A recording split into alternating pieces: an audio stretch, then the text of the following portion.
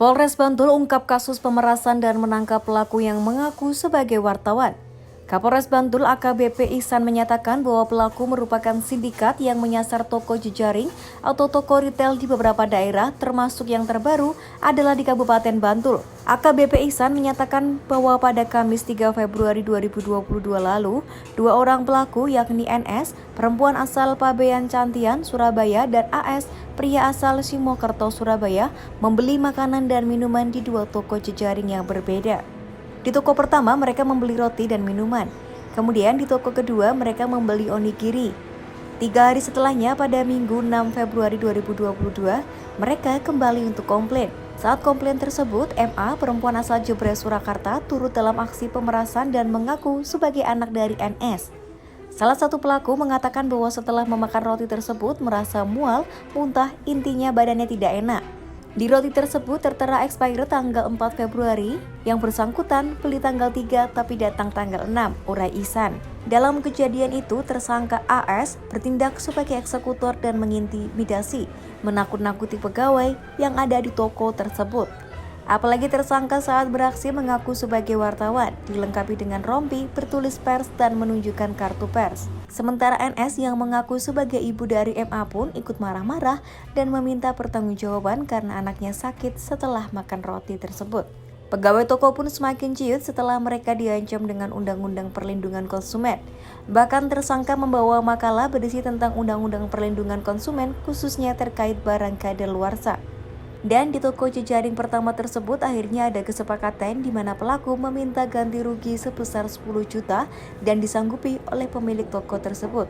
Usai berhasil mendapatkan ganti rugi di toko pertama, para pelaku mendatangi toko kedua dan melancarkan modus serupa. Namun di toko kedua mereka gagal memeras pegawai tokonya. Pegawai berdalih bahwa onigiri yang dibeli pelaku berasal dari supplier dan mereka pun tidak dapat mempertanggungjawabkannya. Sehingga tersangka menitipkan nomor telepon apabila supplier datang agar untuk menghubunginya. Benar saja, setelah itu terjadi pertemuan antara supplier dan tersangka di salah satu hotel di wilayah Sewon. Di sana tersangka kembali melancarkan modusnya dan memeras korban. Kapolres menyatakan setelah mendapat informasi di TKP pertama, dirinya langsung memerintahkan anggotanya untuk melakukan penyelidikan. Petugas kepolisian berhasil mengendus keberadaan tersangka di hotel tersebut dan mengamankan ketiga tersangka. Saat penangkapan tersebut, polisi juga turut mengamankan beberapa barang bukti berupa sisa uang hasil penipuan senilai 8 juta, beberapa kartu pers, rompi bertuliskan pers, dan kartu pengenal bertuliskan LBH dan tanda pengenal Lembaga Anti Narkotika. Dari hasil pengembangan kasus, pelaku telah mengakui perbuatannya dan terungkap beberapa TKP lainnya, seperti di wilayah Boyolali, Sukoharjo, dan Klaten.